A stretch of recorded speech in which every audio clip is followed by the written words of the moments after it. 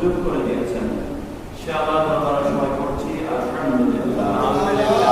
ربنا لك الحمد حمدا كثيرا طيبا مباركا فيه رسول الله صلى الله عليه وسلم الشان عاصمة البحر صلى الله عليه وسلم সম্মানিত মুসলিম রাজা পবিত্র কালামের মধ্যে সূরা আল-ইমরান 3 নম্বর সূরা, খুবই পরিচিত একটি সূরা। এই সূরার ভিতরে অতি পরিচিত একটি আয়াত 26 নম্বর এবং 27 নম্বর, যে আয়াতগুলো আমাদের অনেক পাঞ্জাগানা মুসলিম মুখস্থ আছে, ঠিক কি না? অনেক পাঞ্জাগানা যেসব মুসলিমগুলো 5 ওয়াক্ত বা জামাত আদায় করে, যারা বা জামাত 5 ওয়াক্ত নামাজ আদায় করে, তাদের যে 2-4টা কোরআন আয়াত মুখস্থ থাকে আয়াতুল কুরসির মতো, তার মধ্যে কুলিল্লাহু মালিকাল মুলক এই আয়াতটাও বেশিরভাগ পাঞ্জাগানা মুসলিমরা মুখস্থ রাখার কথা, ঠিক না? কিন্তু যারা পাঞ্জাগানা মুসলিমরা তাদের বিষয়ে বলে লাভ নেই। সম্মানিত মুসলিমরা, সেই পরিচিত আয়াত থেকে আজকে তেলাওয়াত করেছি। সংক্ষেপে আয়াতগুলো থেকে অল্প কিছু কথা বলার চেষ্টা করব। আল্লাহ রাব্বুল আলামিন পবিত্র কালামের উপরে ইরশাদ করছেন, কুলিল্লাহুম্মা মালিকাল মুলকি তু'তিল মুলকা মান তাশা'উ ওয়া তানজি'ুল মুলকা মিম্মান তাশা'উ। কুলিল্লাহুম্মা মালিকাল মুলক, এ রাসূল আপনি সমস্ত মানবদেরকে বলে দিন, সমস্ত মানবতাকে আপনি জানিয়ে দিন, পৃথিবীর যত সৃষ্টি আছে, মালিকাল মুলক, যত মুলক যেগুলো লাগিয়েছে, সমস্ত মুলকের একমাত্র শুধুমাত্র মালিকের নাম আল্লাহ। কুলিল্লাহুম্মা মালিকাল মুলক, সমস্ত মুলকের মালিক কে? আল্লাহ। আল্লাহ। এই মুলকের ভিতরে পৃথিবী আছে, এই মুলকের ভিতরে আসমান আছে, এই মুলকের ভিতরে শত প্রকার সৃষ্টি আছে, সমস্ত সৃষ্টিগুলো একটা মুলক শব্দের ভিতরে ঢুকে গেছে। আল্লাহ পাক বলতেছেন, এমন জায়গা নেই, যত গভীর জায়গা হোক না কেন, মহাকাশে একেবারে কাছ পর্যন্ত যত জায়গায় সৃষ্টি আছে, সেখানে স্রষ্টা একমাত্র আল্লাহ। যেখানে সৃষ্টি সেখানে স্রষ্টা আল্লাহ। আপনি আল্লাহ রাব্বুল আলামিন রাসূলুল্লাহকে বলতেছেন, আপনি ঘোষণা দিয়ে দেন, কুলিল্লাহুম্মা মালিকাল মুলক, এই রাজা বিরাজ সাম্রাজ্যের অধিপতি আমি আল্লাহ। কিন্তু আমি যদি আবার চাই, তু'তিল মুলকা মান তাশা',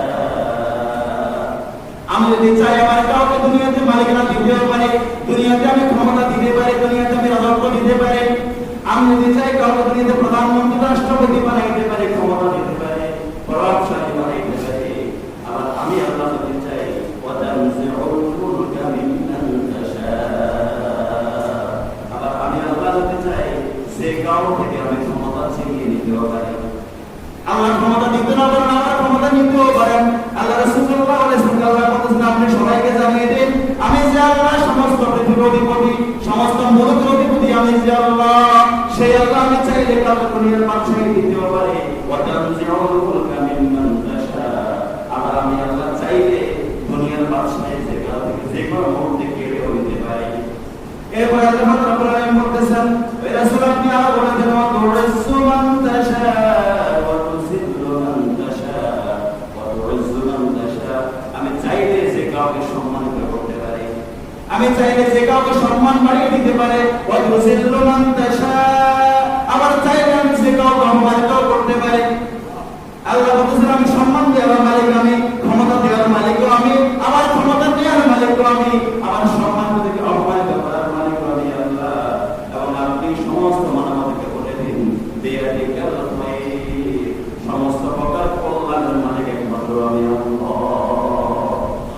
আল্লাহ বলেন, ইন্নাকা আলা কুল্লি শাইইন কাদির, নিশ্চয় আমি আল্লাহ সব কিছুকে শক্তিশালী, আমার উপরে শক্তি কারো নাই। সমস্ত পৃথিবীর সকল শক্তির অস্তিত্বের মালিক একমাত্র শুধুমাত্র আমি আল্লাহ। আল্লাহ বলতেছেন, তুলিজুল লাইলা ফিন নাহার, আমি সেই আল্লাহ যে আল্লাহ তুলিজুল লাইলা ফিন নাহার, আমি দিনকে রাতের মধ্যে দিয়ে পরিবর্তন করি, ওয়া তুলিজুন নাহারা ফিল লাইল, আবার রাতকে আমি আল্লাহ দিনের মাধ্যমে পরিবর্তন করি, ওয়া তুখরিজুল হাইয়া মিনাল মাইয়িত, আমি আবার মৃত থেকে আল্লাহ আমি আবার জীবিত করতে পারি, ওয়া তুখরিজুল মাইয়িতা মিনাল হাইয়্য, আবার আমি আল্লাহ জীবিত থেকে মৃত তৈরি করতে পারি, মৃত থেকে জীবিত করা, জীবিত থেকে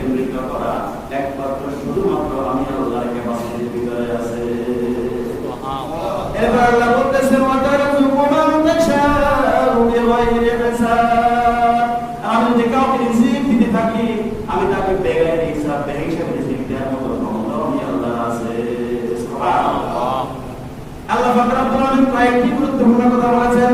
এক নম্বর হলো কুল্লাহুম্মা মালিকাল মুলক, সমস্ত মুলকের একমাত্র অধিপতি শুধুমাত্র কে?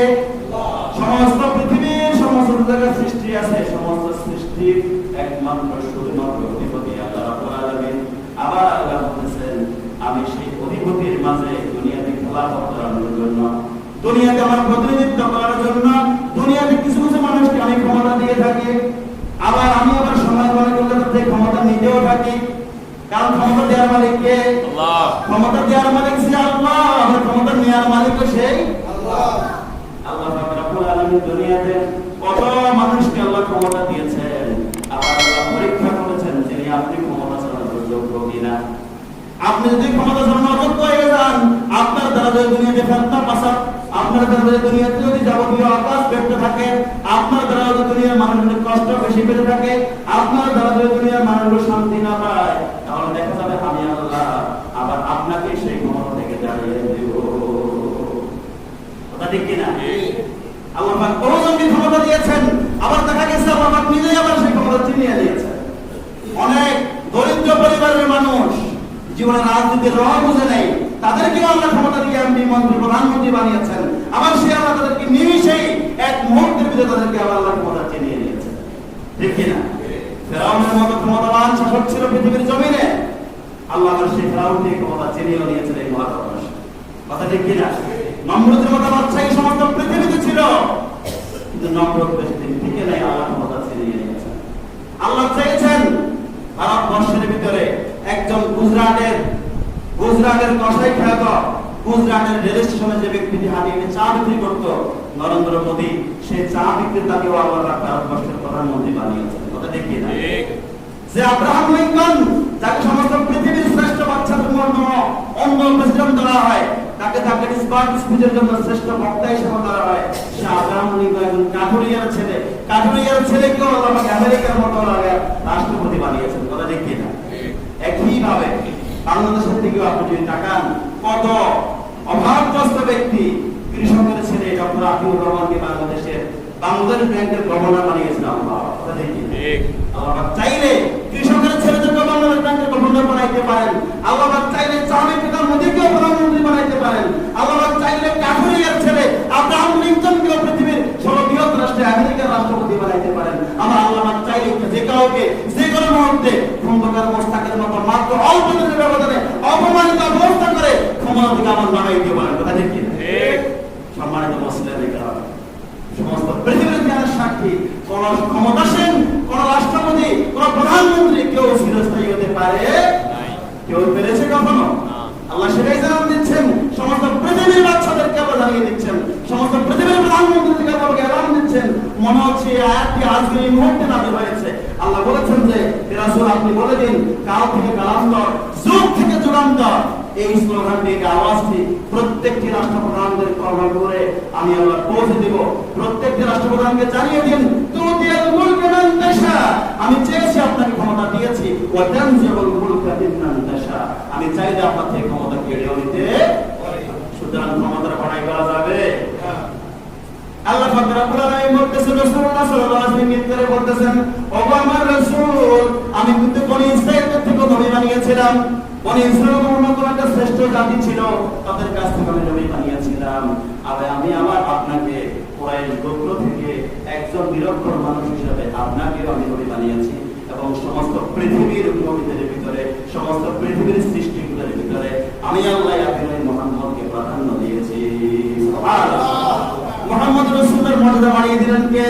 আল্লাহ। মুহাম্মদ রাসূলের মর্যাদা বাড়িয়ে দিয়েছেন আল্লাহ। মুহাম্মদ রাসূলকে দুনিয়া ও আখিরাতের বাদশাহী দিয়েছেন কে? আল্লাহ।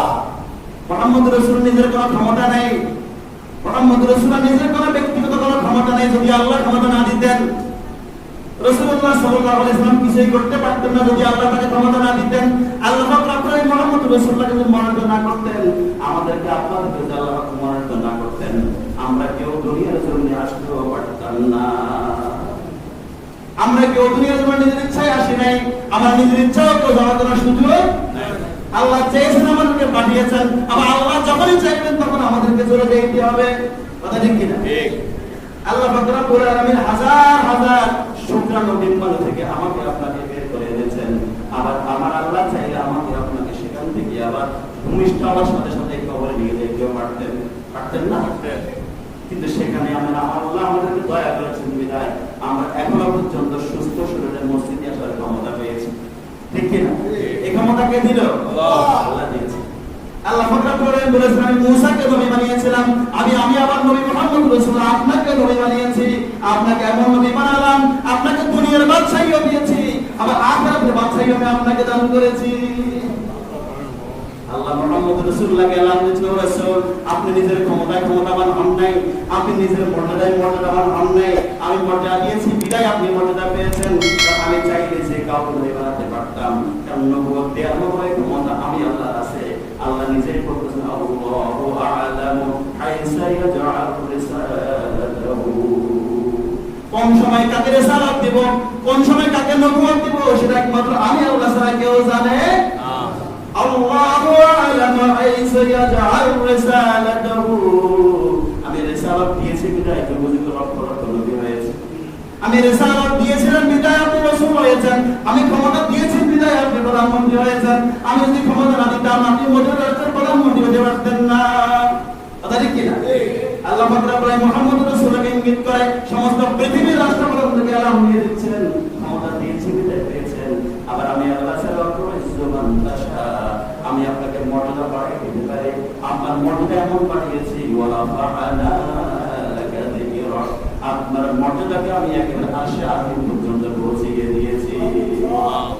আমরা আল্লাহ ছাড়া কুযিলু মান দাসা, আবার যে কাউকে আমরা যে কোনো মুহূর্তে অপমানিত করতে পারেন। ঠিক কি না? ঠিক। মাত্র অল্প কয়েকদিন আগের ঘটনা, যে ওসি প্রদীপ হাজার মানুষের নিজের হাতের ভিতরে হ্যান্ডকাপ লাগিয়েছিল, হাজার মানুষকে ক্রস বাইর দিয়েছিল, আল্লাহ অল্প সময়ের ব্যবধানে ওসি প্রদীপের হাতে এক হ্যান্ডকাপ লাগিয়ে দিয়েছে কিনা? লাগিয়ে দিয়েছে কিনা?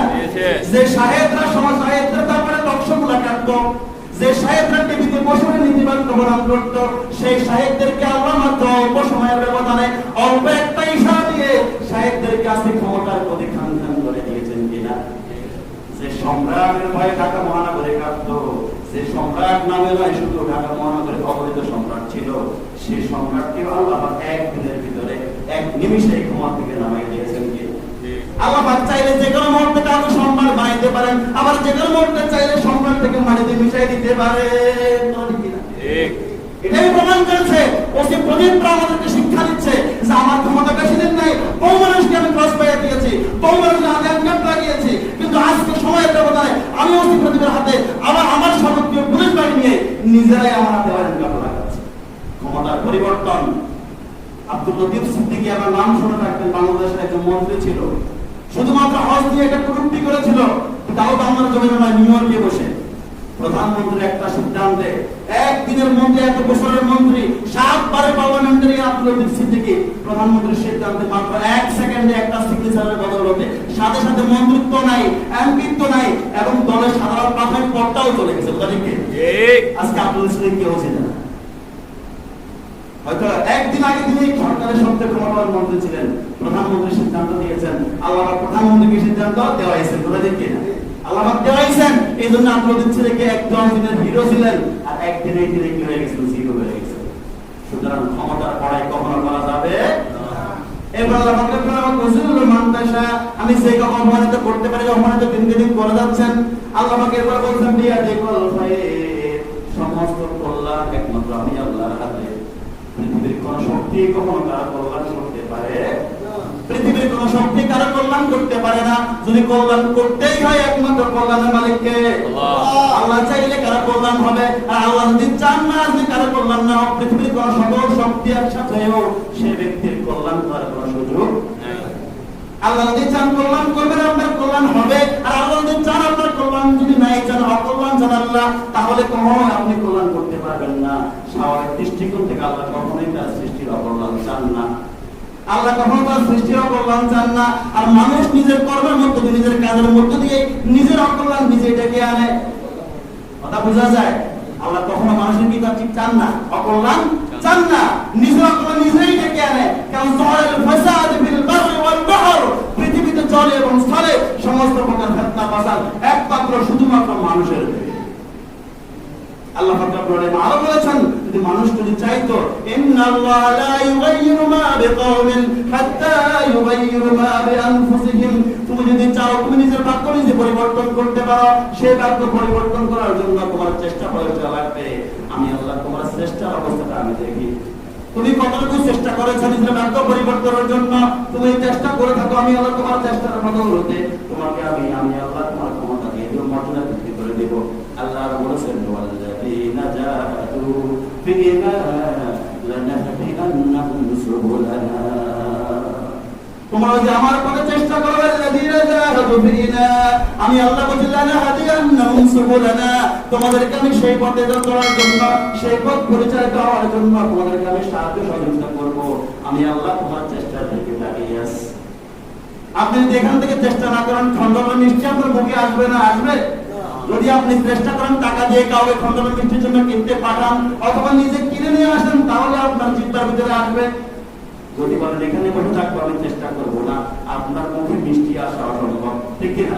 সেজন্য আল্লাহ মানুষের চেষ্টা চান, কখনোই আল্লাহ কোন সৃষ্টির অকল্যাণ চান না। কথা ক্লিয়ার? আল্লাহ কখনোই কোন সৃষ্টির অকল্যাণ চান না। আপনি নিজের অকল্যাণ নিজেই দেখে আনেন। সম্মানিত মুসলিম কেরাম, এরপর আল্লাহ পাক এলান দিচ্ছেন, রাসূল আপনি বলে দিন, তুলিজুল লাইলা ফিন নাহার ওয়া তুলিজুন নাহারা ফিল লাইল। আমি সেই আল্লাহ যে আল্লাহ রাতকে দিনের মধ্য দিয়ে পরিবর্তন করে, আবার দিনকে রাতের মধ্য দিয়ে পরিবর্তন করে। এই দিবারাত্রি কে ঘটান? কে ঘটান? আল্লাহ। দিন কে ঘটান? আল্লাহ। রাত কে দেন? আল্লাহ। যদি আল্লাহ পাক চাইতো 24 ঘন্টায় রাত থাকতে পারতো না? আল্লাহ পাক যদি চাইতো 24 ঘন্টায় দিন থাকতে পারতো না? নরওয়েতে এখনো পর্যন্ত একটা জায়গা আছে যেখানে 6 মাস সূর্য উদিত হয় না, 6 মাস দিন থাকে, 6 মাস রাত্রি থাকে। এমনও জায়গা পৃথিবীর ভূমিতে আছে না? নাই। আল্লাহ পাক চেয়েছেন বিধায় আমাদেরকে এখনো দিন রাত্রি সংগঠিত করাচ্ছেন। আল্লাহ পাক চেয়েছেন বিধায় ফকিরকে বাদশা বানাচ্ছেন, বাদশাকে ফকির। কবি জন্য বলে কি, নদীর একুল ভাঙে একুল ফুরে, এই তো নদীর খেলা, সকাল বেলার নাজারে তুমি ফকির সন্ধ্যা বেলা। ঠিক কি না? ঠিক। হাজার হাজার রাজা সকালে ছিলেন, বিকালে ফকির হয়ে গেছেন। হাজার কোটি টাকার মালিক ছিলেন, শেয়ার বাজারের একটা টিমের মধ্য দিয়ে হাজার কোটি টাকার মালিক পথে বসে গেছে। ঠিক না? ঠিক। অতীত দেখেছেন না আপনারা? শেয়ার বাজারে কোটি কোটি টাকার মালিক এক রাত্রে একটা ফেস্টিভালের মধ্য দিয়ে শেয়ার বাজারের টাকা নাই, দেখা গেল কালকে হাজার কোটি টাকার মালিক, পরদিন পত্রিকায় উঠতেছে তার ব্যাংক যাবতীয় টাকা পয়সা সবকিছুর কারণে, সম্পত্তি ব্যাংক লোনের কারণে পত্রিকায় দেখতে সমস্ত সম্পত্তিগুলো নিলামে উঠে গেছে। ঘটনা এরকম, হাজার টাকার মালিক নিমিষেই আপনি ক্ষমতার জন্য, নিমিষেই আপনি রাজা, সকালের রাজা, বিকেলে ফকির হয়ে গেছেন। আপনি ভিক্ষা করার মতো থালাও আপনার কাছে নাই। আল্লাহ সেজন্য বলছে, আমি দিনকে রাত করতে পারি, আমার রাতকে আমি আল্লাহ দিন করতে পারি। আজকের বিজ্ঞান যেটাকে বলছে আহ্নিক গতি এবং বার্ষিক গতির মধ্য দিয়ে দিবারাত্রি পরিবর্তনের কথা বলছে। আজকে বিজ্ঞান বলছে যে পৃথিবীর নিজ অক্ষরেখার উপরে সূর্যকে কেন্দ্র করে ঘুরতে থাকে। এই ঘুরতে ঘুরতে পৃথিবীর একবার প্রদক্ষিণ করতে সূর্য চারপাশে কেন্দ্র করে পৃথিবীর নিজ অক্ষরেখায় ঘুরতে পৃথিবীর সময় লাগে 23 ঘন্টা 56 মিনিট 4 সেকেন্ড মাত্র, প্রায় 24 ঘন্টা। এই জন্যই 24 ঘন্টায় একদিন এক রাত বলা হয়। যে মুহূর্তে নিজ অক্ষরেখা পৃথিবী ঘুরতে থাকে, ঘুরতে ঘুরতে যে মুহূর্তে পৃথিবীর যে অংশটুকু সূর্য দিকে পড়ে, ওই অংশ পৃথিবীতে দিন হয়। আর যার বিপরীত অংশটি অটোমেটিক সূর্যের বিপরীত থাকার কারণে, আলোর বিপরীত থাকার কারণে সেটাতে অন্ধকার তৈরি হয়। আজকের বিজ্ঞান বলছে এটি সূর্য ঘুরতেছে, পৃথিবী ঘুরতেছে, সবকিছু ঘূর্ণায়মান। আজকের বিজ্ঞান এই তথ্যটি আবিষ্কার করেছে আজ থেকে 400-500 বছর আগে আইজ্যাক নিউটনের একটা সূত্র দিয়ে। আইজ্যাক নিউটন মাত্র 400-500 বছর আগে বলেছে পৃথিবী সূর্য সবকিছুই ঘুরতেছে, কোনো কিছু স্থিতিশীল না। আর আমার আল্লাহ এই কথাটি আজ থেকে 1500 বছর আগে মুহাম্মদ রাসূলুল্লাহর মধ্যে জানিয়ে দিয়েছেন যে রাসূলুল্লাহ আপনি বলে দিন, পৃথিবী এবং সূর্য যত সৃষ্টিগুলো আছে সব সৃষ্টিগুলোকে আমি আল্লাহ সব সময় ঘূর্ণায়মান অবস্থা রাখি। কুল্লুন ফি ফালাকিন ইয়াসবাহুন, কুল্লুন ফি ফালাকিন ইয়াসবাহুন, প্রত্যেকটা সৃষ্টিকে আমি ঘূর্ণায়মান অবস্থায় রেখেছি। সুতরাং দিবারাত্রি যে পৃথিবী ঘুরছে, আহ্নিক গতি বলছে, এই আহ্নিক গতি সবটাও আমি আল্লাহ। আল্লাহ পাক রব্বুল আলামিন 1500 বছর আগে মুহাম্মদ রাসূলুল্লাহর আল্লাহ জানিয়েছেন কুল্লুন ফি ফালাকিন ইয়াসবাহুন। আমি আল্লাহ জানিয়ে দিচ্ছি সমস্ত পৃথিবীর মানুষদেরকে জানিয়ে দাও এই আন্নিক যে তোমরা আজকে বিজ্ঞান আবিষ্কার করেছ, তোমরা বললা 23 ঘন্টা 56 মিনিট 60 সেকেন্ডে পৃথিবীর নিজ অক্ষরেখা একবার করে। আমি আল্লাহ বলেছি কথা এটা আর বড় বছর আগে। তোমরা বলছো পৃথিবী এইভাবে ঘুরতে ঘুরতে সমস্ত সূর্যের চারদিকে পৃথিবীকে একবার প্রদক্ষিণ করতে পৃথিবীর সময় লাগে 365 দিন 5 ঘন্টা 48 মিনিট 47 সেকেন্ড, যেটাকে বলা হয় 1 বছর। তোমরা সেটাকে 100 বছর বাড়াও। আর আমি আল্লাহ বহুবার বলেছি এই পৃথিবীতে চন্দ্র এবং সূর্য দুটোটাকে আমি আল্লাহ সৃষ্টি করেছি নিজ অক্ষরেখায়, তারা সব সময় ঘুরতেছে। আল্লাহ নিজে বলতেছেন ওয়াশ-শামসু ওয়াল কামারু বিহুসবান, চন্দ্র ঘুরে সূর্য ঘুরতে থাকে। সুবহানাল্লাহ। আল্লাহ বলেন ওয়াশ-শামসু ওয়াল কামারু বিহুসবান ওয়ান নাজমু ওয়াশ-শাজারু ইয়াসজুদান। পৃথিবীর যতগুলো মহাকাশে তারকা আছে সমস্ত তারকাগুলি ওয়াশ-শাজারু সমস্ত গাছগুলি একমাত্র শুধুমাত্র আমি আল্লাহকে সিজদা করে। সুবহানাল্লাহ। যদি চন্দ্র সিজদা করতে হয়, যদি সূর্যকে আল্লাহকে সিজদা করতে হয়, যদি গাছগুলোকে আল্লাহকে সিজদা করতে হয়, তারকাকে যদি আল্লাহকে সিজদা করতে হয়, দাঁড়িয়ে কি সিজদা করা যায়? দাঁড়িয়ে সিজদা করা যায়? স্থির থেকে সিজদা করা যায়? সিজদা করার জন্য কি আপনাকে ঘাটটা পাকা করে জমিনে ফেলতে হয় না? ঠিক আল্লাহ পাক রব্বুল আলামিন বলছেন এই চন্দ্র সূর্য আমাকে সিজদা করে, সিজদা করার জন্য তাদেরকে ঘুরতে হয়, ঘুরে তাদের এই মস্তককে আমি আল্লাহর কুদরতি করার ভিতরে ফেলতে হয়। সুবহানাল্লাহ। সুবহানাল্লাহ। এজন্য তারা স্থিতিশীল নয়, এজন্য চন্দ্র স্থিতিশীল নয়, এজন্য সূর্য স্থিতিশীল নয়। পৃথিবীর কোন গ্রহ নক্ষত্র মহাকাশের একটা গ্রহ নক্ষত্র স্থিতিশীল নয়। আইজ্যাক নিউটন সেদিন মাত্র বলেছে, আর আল্লাহ বলেছে 15 বছর আগে। সুবহানাল্লাহ। সুবহানাল্লাহ। এজন্য আল্লাহ বলেন তুলিজুল লাইলা ফিন নাহার ওয়া তুলিজুন নাহারা ফিল লাইল। আমি আল্লাহ চাইলে পৃথিবীকে দিনকে রাত করতে পারি, রাতকে আবার দিন করতে পারি।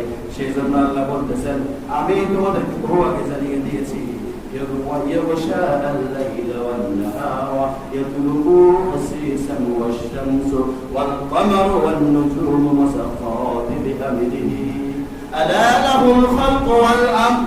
আল্লাহ বলেন সূর্য আমি তৈরি করেছি, চন্দ্র আমি তৈরি করেছি, ওয়ান-নুজুম তারকা আমি তৈরি করেছি, আর এমন এমন তারকা তৈরি করেছি যে তারকাগুলি একটা সূর্য তোমরা দেখতে পাও যে সূর্য তোমাদের পৃথিবী থেকে 13.5 লক্ষ গুণ বড়। কত গুণ? 13.5 লক্ষ গুণ বড় সূর্য। সেই সূর্য চাইতেও 10 লক্ষ গুণ বড়। এরকম মহা বড় আমি আল্লাহ আকাশের ভিতরে মহাকাশের ভিতরে গ্রহণপুঞ্জানি তৈরি করেছি।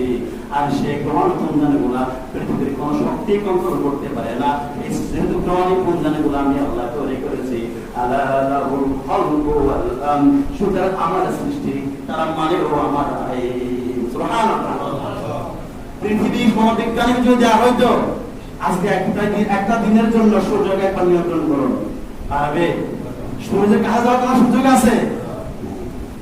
সে আল্লাহ বলছে আরে লাহুল খালকু ওয়াল আমর, সূর্য আমি তৈরি করেছি, আমার সৃষ্টি, গ্রহণপুঞ্জ আমি তৈরি করেছি, চন্দ্রকে আমি তৈরি করেছি, সমস্ত সবকিছু আমি তৈরি করেছি। সেই জন্য ওয়াল আমর, তারা আমার নির্দেশে চলবে, পৃথিবীর কোনো শক্তির নির্দেশে তারা চলতে পারে না। সম্মানিত মুসলিমে কেরাম, এই আয়াতগুলি যে কথা নিয়ে আল্লাহ জানিয়ে দিচ্ছেন, আল্লাহ এরপরে আবার বলতেছেন এই চন্দ্র সূর্যের আবর্তনের মধ্য দিয়ে আপনারা দেখবেন যখনই এই চন্দ্র এই পৃথিবী সূর্যকে আবর্তন করে ঘুরতে থাকে 365 দিন 5 ঘন্টা 48 মিনিট 47 সেকেন্ড পর্যন্ত ঘুরতে থাকে। এই সময় পৃথিবীতে কোথাও গ্রীষ্ম হয়, কোথাও বর্ষা হয়, কোথাও শরৎ হয়, কোথাও হেমন্ত হয়, কোথাও শীতকাল আসে, কোথাও বসন্তকাল আসে। আসে কিনা? কেন আসে এটা?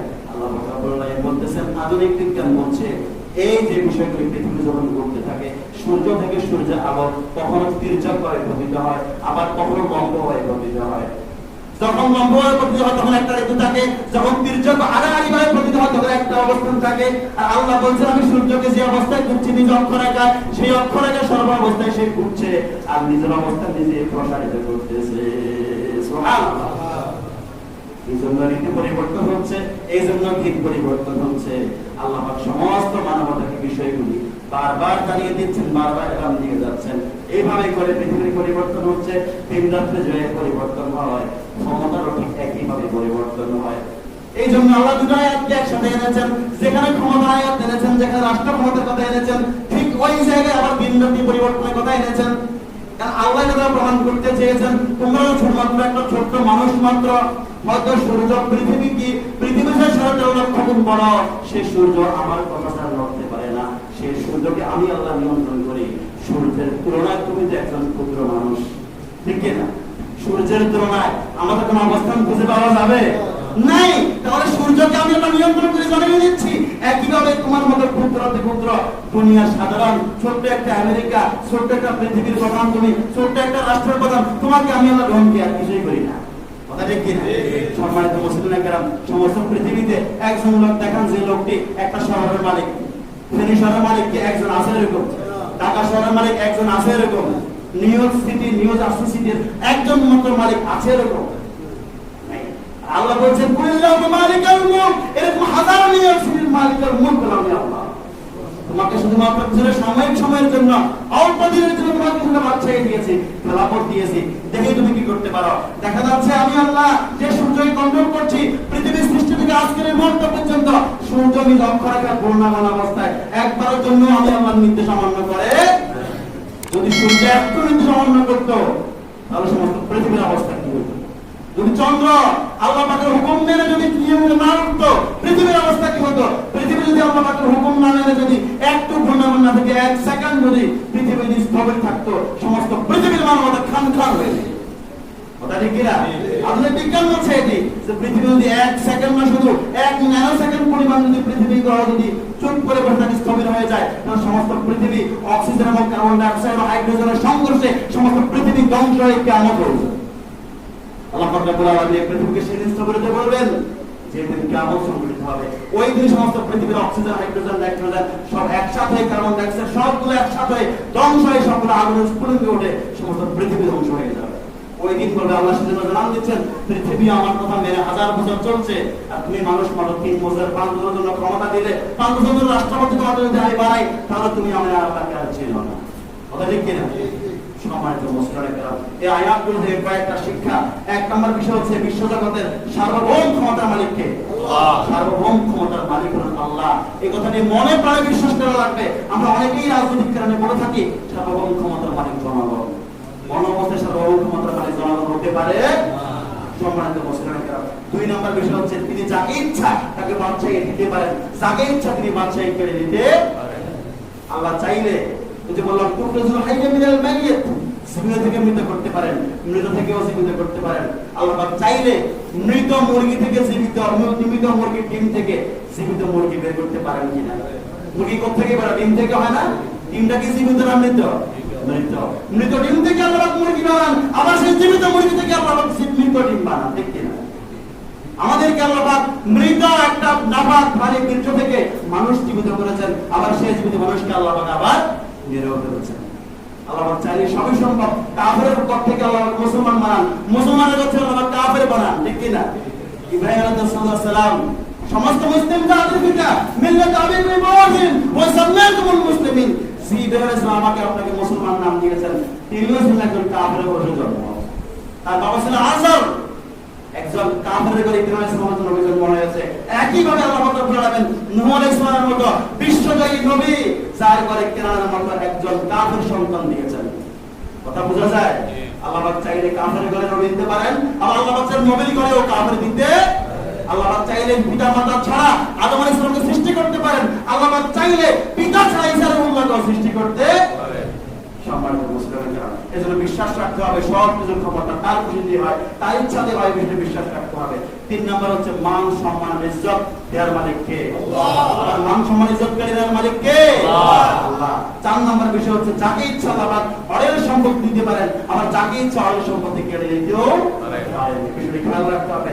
5 নম্বর হচ্ছে আল্লাহ পাক রব্বুল আলামিন যাকে ইচ্ছা যে কোনো বিষয়ে কল্যাণ অর্জন করতে পারেন, তবে আল্লাহ আরো বলেন না সর্ব অবস্থায় আল্লাহ পাক মানুষের কল্যাণে করতে থাকেন। অকল্যাণ যা হয় সবকিছু মানুষ নিজের হাতের কামাই করে অকল্যাণ নিজে করে যাবে। 6 নম্বর বিষয় হচ্ছে তিনি আজকের অবহেলিত মুসলমান, সমস্ত পৃথিবীর বুকে আজকে মুসলমান অবহেলিত না? দিকে দিকে যারা মুসলমান আজকে নির্যাতিত, এই নির্যাতিত মুসলমানকে আল্লাহ পাক আবার খেলাফতের মধ্য দিয়ে আবার রাষ্ট্রপতি আনতে পারেন কিনা? এই বিশ্বাস রাখতে হবে যে আল্লাহ আমাদের ক্ষমতা দিয়েছিলেন, মুসলমানদের রাজত্ব দিয়েছিলেন, সুলতানকে বাদশা বানিয়েছিলেন, সুলাইমান আলাইহিস সালামকে বাদশা বানিয়েছিলেন। সে আল্লাহ চাইলে আবার সমস্ত পৃথিবীর বুকে ঈসা রুহুল্লাহর মধ্য দিয়ে আবার বাদশাহী আনতে পারে। এই বিশ্বাস রাখতে হবে। 7 নম্বর হচ্ছে যেহেতু ক্ষমতার মালিক আল্লাহ, সেহেতু তার কাছে সর্বাবস্থায় সাহায্য চাইতে হবে। দুনিয়ার কোন শক্তিকে সাহায্য চাওয়া যাবে না, দুনিয়ার কোন শক্তির কাছে ক্ষমতার জন্য সাহায্য চাওয়া যাবে না, দুনিয়ার কোন শক্তির কাছে সন্তানের জন্য ভিক্ষা চাওয়া যাবে না, দুনিয়ার কোন শক্তির সামনে একটা আংটির বিনিময়ে সম্পত্তি হাসিল হবে এ বিশ্বাস করা যাবে না। কাশ্মীরি আংটি বিক্রি করে টাকার মালিক হয়ে যাবে, বড়দের স্মরণের ট্যাগ ঠিকই পাচ্ছে, টাকার মালিক হয়ে যাবে। আবার চাইলে আপনাকে ক্ষমতা বুঝে বললাম সম্পত্তি যে কোনো মতে দিতে পারেন, আবার চাইলে এই সম্পত্তি কেড়ে নিতে পারেন। এই জন্য কারো অবস্থা নিয়ে কারো কাছে কোনো অবস্থা মোকাবেলা হওয়া যাবে না। সম্মানিত মুসলমান কেরাম, এই 7টা বিষয়কে এই আয়াতগুলো দুনিয়া আয়াতের প্রয়োজনীয় ভাবে বলেছেন। এই 7টা বিষয়কে মাথায় রেখে আপনার ব্যক্তি জীবন, পারিবারিক জীবন, সামাজিক জীবন, বিশেষ করে রাজনৈতিক জীবন পর্যন্ত আপনাকে পরিচালিত করতে হবে। বিশ্বাস রাখতে হবে, মনের ভিতরে মজায় ঢুকাইতে হবে যে আমার ক্ষমতা, আমার ধর্ম, আমার সম্পত্তি, আমার কিছুই আমাকে থাকবে না, ও কিছুর মালিককে আমি আল্লাহ ছাড়া কেউ নাই। সুতরাং আল্লাহর কাছে ফিরে যেতে হবে, আল্লাহর কাছে ফিরে যাওয়ার চেষ্টা করে যেতে হবে।